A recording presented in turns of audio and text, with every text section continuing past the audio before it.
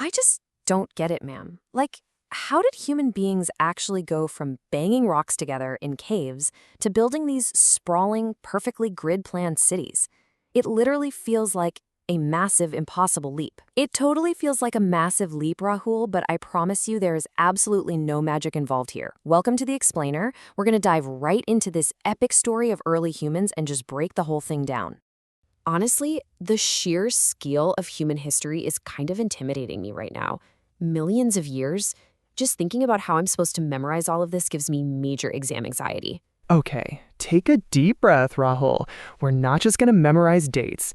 I'm going to give you a step-by-step, logical, chronological guide to completely cure that anxiety. We are going to connect the dots perfectly, going straight from wandering hunters to early city builders, so you understand exactly how it all happened. So first up, let's map out this timeline. And hey, major exam alert here. Listen to this. 99% of our past is actually what we call prehistory. Wait, no way. So that tiny little sliver right at the very end, that's the actual history we study? Exactly. Prehistory is that massive gray area where we rely entirely on buried artifacts, bones and stones, to piece together how people lived. Actual recorded history, the stuff we can actually read about, only kicks in when humans invent writing, which was literally just in the last 5,000 years. Okay, but if 99% of our time on Earth was before anyone even wrote anything down, how did we even survive that huge gap? Well, we evolved physically and technologically, and the leap from simple scavengers to real innovators is fascinating.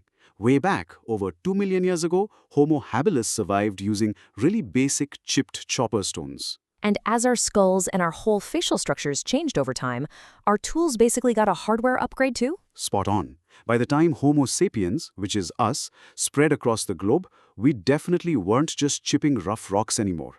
We were actively crafting highly precise microblades and bone engravers. Our signature tech just kept getting better and sharper. All right, get your pens ready because here is another exam alert. The Mesolithic era, or the Middle Stone Age, was absolutely the ultimate turning point for humanity. Really? Why? Did we invent some kind of crazy new super tool? Actually, the Earth did all the heavy lifting for us. Around 12,000 years ago, the global climate warmed up. Glaciers melted, which created these vast rivers and incredibly fertile grasslands. This massive environmental shift meant way more wild grains and aquatic food, which sparked the very first huge human population boom. To help you quickly synthesize all this data for your exams, I've actually put together this handy study guide comparing the different ages of man. Oh, wow. Okay, this is a seriously great cheat sheet. So we literally evolved from Paleolithic hunters to Neolithic farmers, and then eventually hit the Bronze Age to build actual civilizations? Precisely.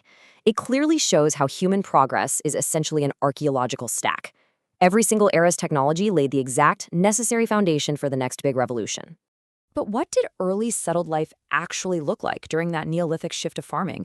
Day to day. Let's take a trip to Mehrgarh, right around 7000 BCE. Just look at these early sun-dried brick houses.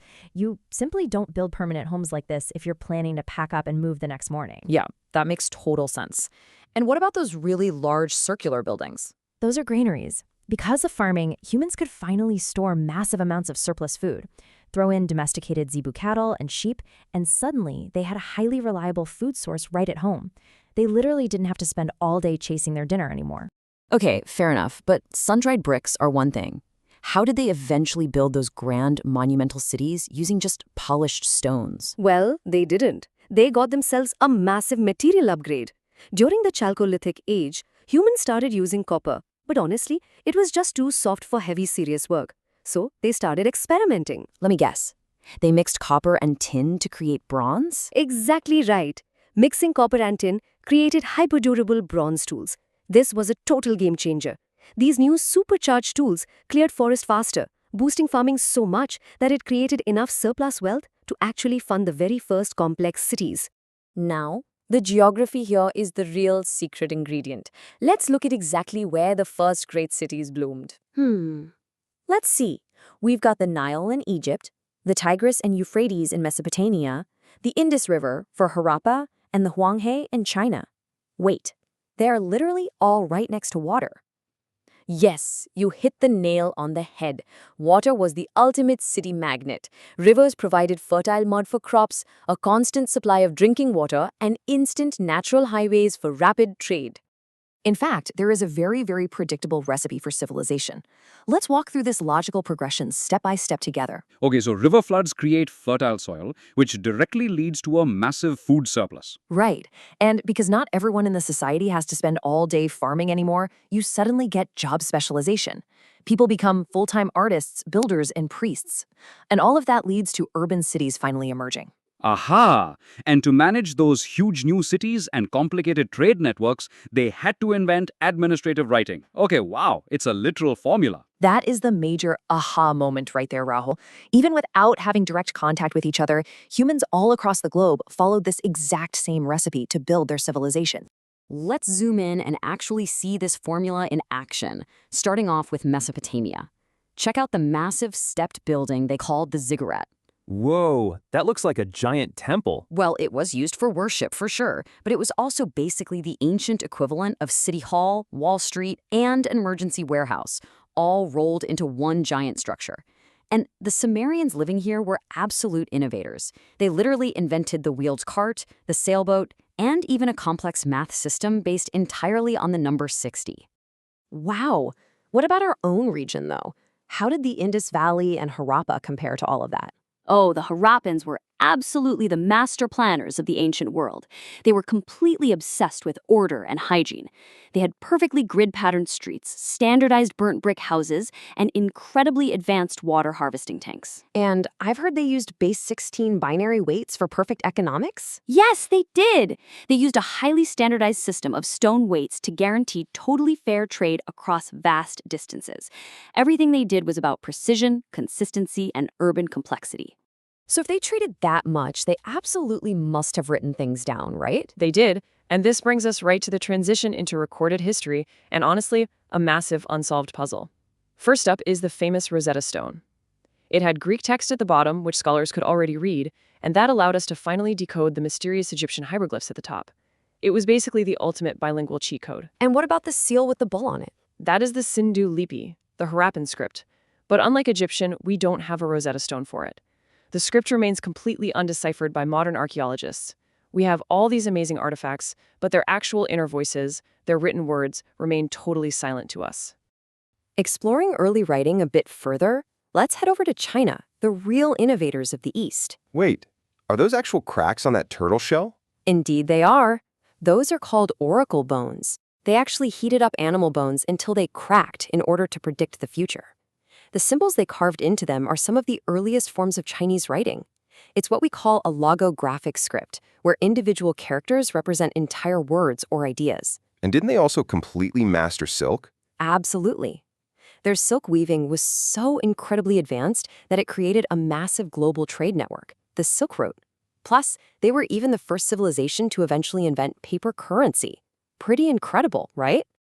Okay, let's fully lock in your understanding with a final comprehensive exam guide. This cheat sheet perfectly aligns all 4 of those great river civilizations side by side. This is so brilliant for revision. It perfectly lines up their rivers, their unique scripts, and their absolute biggest game-changing inventions all in one single place. Definitely keep this table fresh in your mind, Rahul. It perfectly summarizes exactly how these Bronze Age titans drove massive economic growth and built such monumental architecture.